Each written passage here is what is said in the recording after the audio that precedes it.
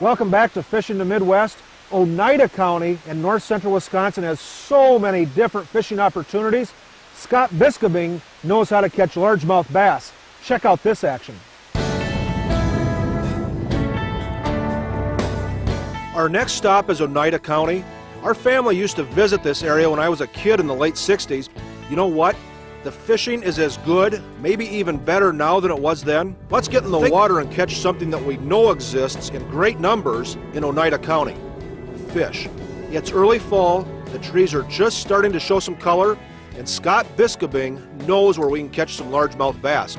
There are so many good places to go fishing in Oneida County, you really can't go wrong. We started out fishing deeper water.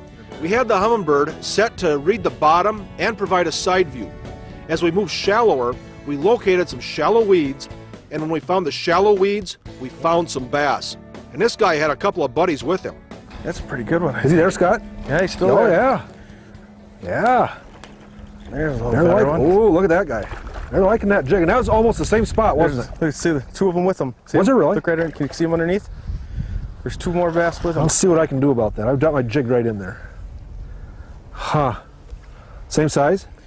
There's one. Did you see that? Just missed it. Yeah. I'll He let came this up one and hit in. it. Is that right? Jeepers. I saw two of them.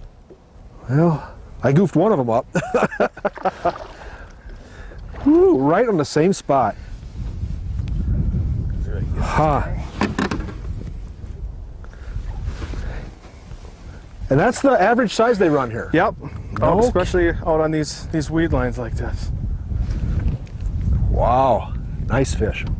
Oh man, and they're all averaging that size. That's really a nice size average. Here's another typical case of the solid average size largemouth we get up here on some of these lakes up in Oneida County. Wherever you fish for bass in the Midwest, vegetation is an important consideration. Scott shows us the kind of weeds we're looking for. Here's the kind of stuff that we're fishing here, Bob. It's kind of a coontail. There's a little cabbage mixed in, but you can see it's getting later in the fall. It's turning brown, some of it's starting to turn green. As long as there's some green on it, it'll hold active fish. When it turns all brown, the fish will back out of it. Oh, nice one. Yeah, he feels good to me. Whoa, same spot. Isn't that something? Yeah, nice one. Oh, there's another one. Oh, look there. He's right with him again. No one right with him. Where's he at? Is that right? These guys, they keep pretty close friends, don't they? Yeah, they do. I mean, yeah. Whoa, he's almost too big to swing. Now, I'm doing something a little bit different, Scott. I'm throwing just that jig worm. Oh, these are nice bass, aren't they? I'm throwing just that jig worm. It's a 1/8 ounce head with a gulp, 7-inch worm.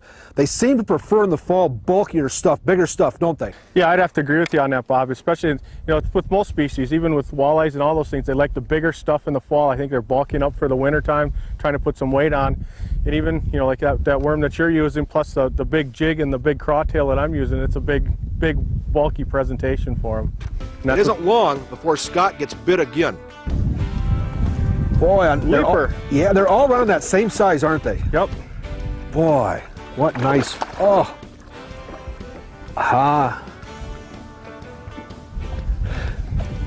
Now, how are you working that jig? What I'm doing is I'm kind of semi-swimming it.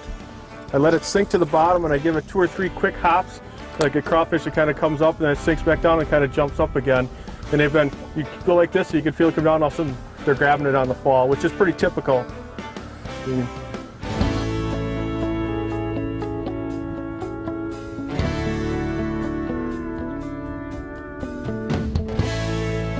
Scott's one of those guys who lives for the outdoors. Here's why he lives in Oneida County. Scott, have you always lived up in this Oneida County area? Actually, I've always lived in Wisconsin. I've been born in Wisconsin, but I moved up to Oneida County in 1993. And primarily, I was kind of a big muskie fisherman, and this is where you got to go to get the muskies in Wisconsin. So I was fortunate enough to get a job opportunity up here, and I jumped on it. So you moved up here for the fish? Basically, Did you really? Yeah. And the hunting. The hunting's a nice sideline on it, too. There's a lot of opportunities to do outdoor activities up here. It's easy to see why Scott enjoys living in Oneida County.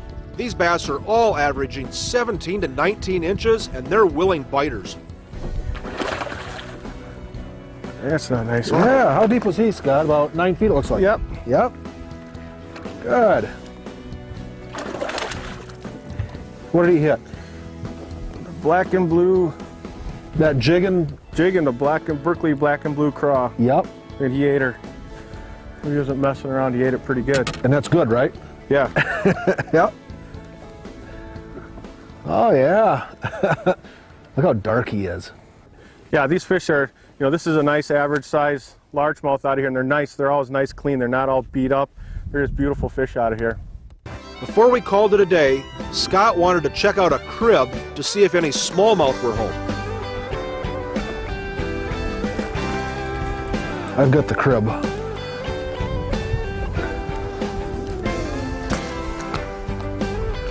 What is it? Oh, that's smallmouth? Smallie. Oh, look at there.